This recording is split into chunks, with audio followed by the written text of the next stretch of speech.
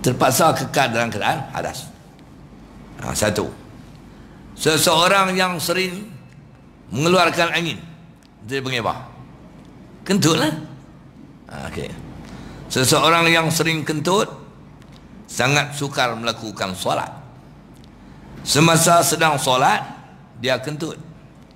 Jika dia memberhentikan solat, dia akan kentut lagi apabila melakukan solat yang berikutnya. Begitulah keadaan yang dialaminya setiap kali hendak mengerjakan solat. Bagaimana cara solat orang seperti ini? Contoh dalam ini, ya tuan-tuan. Dia pergi ambil semayang.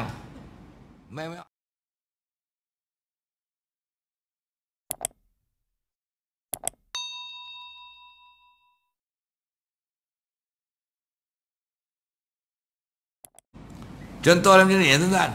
Dia pergi ambil semayang. Semayang Allahu Akbar, kentut. Lepas tu pergi ambil semayang pula. Allah. Nah, ni gagah panjang sikit. Alhamdulillahi Rabbil Alamin, kentut. Lepas tu semayang ketiga pula. Allahu Akbar dan baca surah Qul huwallahu ahad, kentut. Lepas tu berapa kali ambil semayang tu? 3 lah. Pergi kali yang keempat, Allahu Akbar, mangkit rakaat yang kedua, kentut. Pergi ambil semayang kali kelima pula. Allahu Akbar, rukuk pada rakaat yang kedua, kentut. Pergi ambil yang ke-6. Lepas tu Allahu Akbar, sujud pada rakaat yang kedua, kentut. Berapa kali ambil semayang lah? Berapa kali lah? 6 lah. Pergi kali ke-7, Allahu Akbar, mangkit berdiri rakaat ketiga, kentut. Ambil semayang ke-8, At-Tahiyyat, kentut. 10 kali ke? 10 kali. Lepas tu pergi tengok ayat kolah setengah kering, dia ambil semayang. Setengah kering ambil semayang. Contoh dia. Orang macam ni nampak macam mana? Dia menghadapi sindrom kentut bertalu-talu. Macam mana orang ni? Jawab dia, mengalami kentut yang terlalu kerak sebenarnya adalah keuzuran bagi seseorang yang mengalaminya. Tentulah sukar baginya mengerjakan solat kerana dia tidak dapat mengelak daripada kentut ketika sedang solat. Sungguh pun begitu, dia tidak terkecuali daripada solat. Walaupun kentut strik pun tak terkecuali daripada semayang. Oleh itu, orang seperti ini hendaklah melakukan langkah-langkah berikut sebelum dan semasa solat. Ni bagi orang kentut yang tak ada terapi, dia kena buat ni nak semayang. Nombor 1, kena tunggu masuk waktu semayang tu. Tak masuk waktu semayang, tak boleh ambil semayang. Nombor 1, berwudu apabila masuk waktu solat. Tidak harus baginya berwudu sebelum masuk waktu solat, kecuali dia berwudu bertujuan untuk solat sunat dan membaca Al-Quran. Itu cerita lain. Ini cerita solat fardu ni. Masuk waktu solat pun tengok juga. Kalau dia nak sembahyang berjamaah, kalau dia sembahyang seorang-seorang, tak apa, ambil sembahyang terus. Kalau dia nak sembahyang jemaah, tak boleh ambil sembahyang ni. Dia kena dengar apa orang qomat, Allahu Akbar, Allahu Akbar, baru dia ambil ayat sembahyang. Kalau dia ambil sembahyang masuk waktu solat, tak apa. Kerana apa? Kerana dia nak masuk dalam masjid. Lepas tu orang sembahyang sunat qabliyah, atau dia sembahyang sunat terhadap masjid. Dia tengah sembahyang, dia kentut, terjadi ya? Kena ulang balik. Ni kita cerita sembahyang fardu. Jadi dia dengar orang qomat, dia pun terus ambil sembahyang.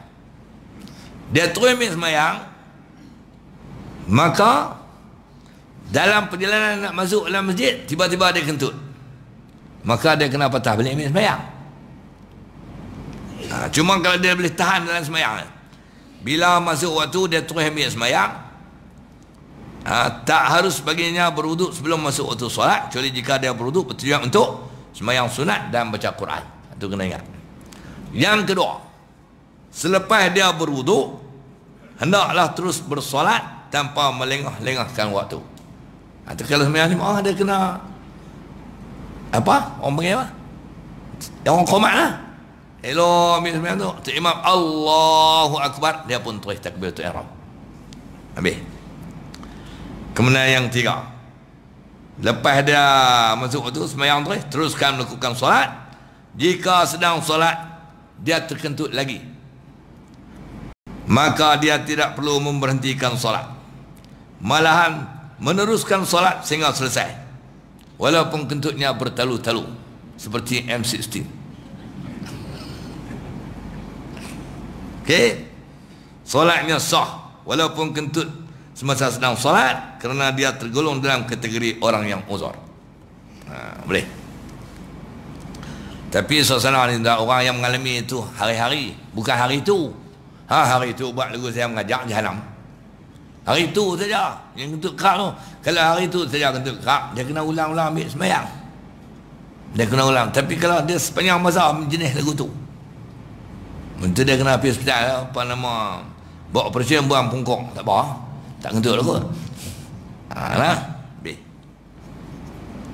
ngaji ni untuk apa nama, untuk pengetahuan dan juga untuk amalan kalau kita mengalami suasana seperti itu. Berikutnya, kalau berdiri keadaan kentut tidak terkawal. Kalau berdiri, diri dia kerana kentut lah. Kalau berdiri keadaan kentut tidak terkawal. Sebaliknya kalau duduk boleh dikawal kentut, ataupun kentut tak apa nak kerak. Kalau dalam keadaan yang macam ni, kalau berdiri duk kerja kentut lah. Kalau duduk tak kentut, ataupun kentut tak kerak. Dalam dua keadaan tu, kalau seorang tu nak semayang, dia nak semayang berdiri kan nak semayang duduk? Cuba tuan-tuan teka. Semayang kita kena ingat, kalau semayang fardu wajib berdiri, semayang duduk tak sah. Tapi dalam keadaan ni, kita selalu tengok orang yang duduk pasal dia sakit, atau dia duduk dalam kenderaan. Ni dalam keadaan ni, orang tu kalau dia berdiri kentut bertalu-talu, tapi kalau dia duduk tak kentut. Kalau kentut pun sekali dua sahaja. Orang tu kalau dia mengalami suasana ni, dia nak semayang berdiri kan nak semayang duduk? Tuan-tuan, semayang duduk lah. Betul. Jika dia dapat mengawal kentut dalam keadaan duduk tetapi tidak dapat mengawalnya dalam keadaan berdiri, maka wajib melakukan semayang dalam keadaan duduk. Wajib, bukan kata sunat, wajib semayang duduk. Jika meneruskan solat dalam keadaan berdiri dan tidak terkawal kentutnya, maka solatnya tidak sah. Mana dia buat macam tadi tu, macam abang tadi kan, duduk tengah berdiri tu, Allahu Akbar, dia ambil 3 step tu, ambil semayang, masuk waktu, terus semayang, tengah semayang kentut. Dia buat macam tadi lah. Lepas tu dia kentut, dia tak tahu, semayang dia tak sah. Sebab apa? Sebab kalau dia duduk, dia tak kentut. Hak yang tadi ni, hang berdiri kentut, hang tak berdiri pun kentut. Hak yang kedua ni, kalau dia berdiri kentut, tak berdiri, duduk, dia tak kentut. Maka dia wajib semayang duduk.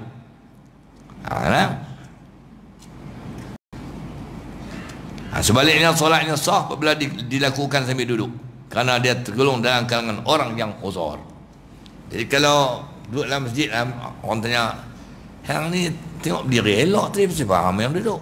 Pak Long tu tak apa, dia pasal tak boleh berdiri, tu dia semayang duduk. Hang tak, dia uzur sakit, aku uzur kentut. Jawab gitu lah. Kalau berdiri kentut, kalau tak berdiri tak kentut. Wajib semayang duduk. Ni pun bagi orang yang mengalami suasana itu cara berterusan. Kalau hari itu saja tak boleh. Masa tu saja kalau dia kata kalau duduk ni tak kentut. Masa tu saja tak boleh. Dia kena mayang dari kentut pimik mayang lain. Tu saudara. Soalan berikutnya, ini untuk orang perempuan.